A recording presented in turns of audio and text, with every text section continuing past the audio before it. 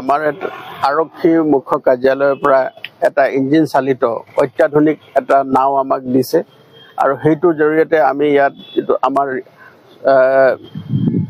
যিটো আমাৰ river police station আছে তাত এইটো আমাৰ বৰ্তমান আমি এইটো এটা এডিশ্যন হৈছে আৰু এই যিখন বোট আমাক দিছে আজি এইটোক এটা আমি ড্ৰাই প্ৰেক্টিচ এটা কৰিছিলোঁ আমি ইয়াৰ পৰা মানে সদৰঘাটৰ পৰা লক্ষীপুৰলৈকে আমি এটা মানে অভিযানৰ এটা প্ৰেক্টিচ কৰিছিলোঁ এইটো খুব সুন্দৰভাৱে হৈছে আৰু ইয়াত আমি যিটো দেখিছোঁ যে যিকোনো এটা পৰিস্থিতিত এই যিখন অত্যাধুনিক মটৰ চালিত নাও আছে এই নাওখন আমি ব্যৱহাৰ কৰিব পাৰোঁ আমি ইয়াৰ পৰা লক্ষীপুৰলৈ যাওঁতে আমাৰ 1 ঘণ্টা 10 মিনিট সময় লাগিছে আৰু 1 ঘণ্টা 10 মিনিট সময়ত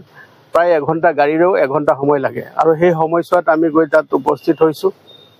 আৰু গোটেই এৰিয়াটোত যিটো ৰিভাইনাৰ এৰিয়াটোত যিটো ছাৰ্ভিলেঞ্চ ৰাখিবৰ কাৰণে এই নাওখনে আমাক বহুত সহায়ক হ'ব আৰু দ্বিতীয়তে আমাৰ গোটেই এই যিটো আমাৰ অভিযানৰ যিটো আমি এটা প্ৰেক্টিচ কৰিছিলোঁ ইয়াত আমাৰ NDRF SDRF আৰু আমাৰ আৰক্ষী বাহিনীৰ সকলো লোক ইয়াত আছিলে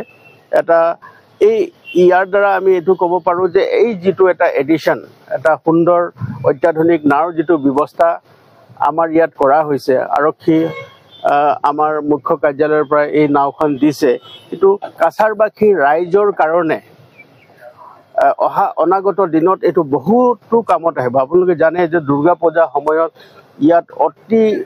ডাঙৰকৈ সেই দুৰ্গা পূজা উৎসৱ ইয়াত পালন কৰে সেই সময়তো বিভিন্ন সময়ত আৰু দেখিছে আপুনি এই যে আমাৰ যিটো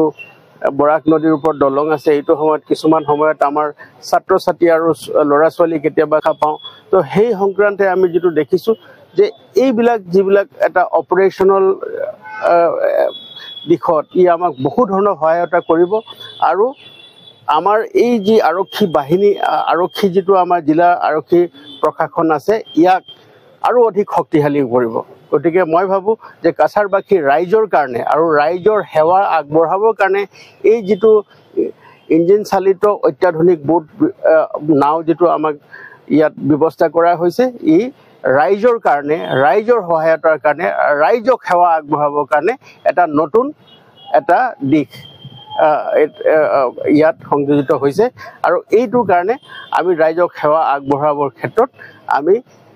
আগতকৈ আৰু বেছি ক্ষিপ্ৰতাৰে সেইখিনি কাম আমি কৰিব পাৰিম গোটেই ৰাজ্যত কিমান আছে আৰু বৰাকত কিমান আছে প্ৰায়বিলাক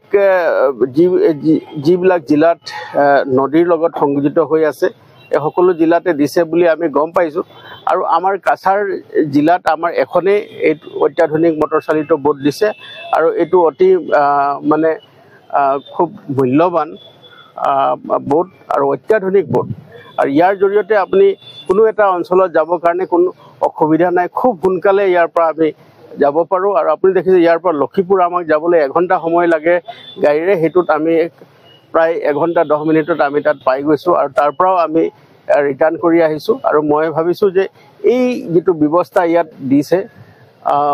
চৰকাৰে যিটো ব্যৱস্থা ৰাইজৰ সেৱাৰ কাৰণে আমাৰ আৰক্ষী বাহিনীত দিছে আৰক্ষী প্ৰশাসনক দিছে ৰাইজে ইয়াৰ পৰা বহু পৰিমাণে লাভান্বিত হ'ব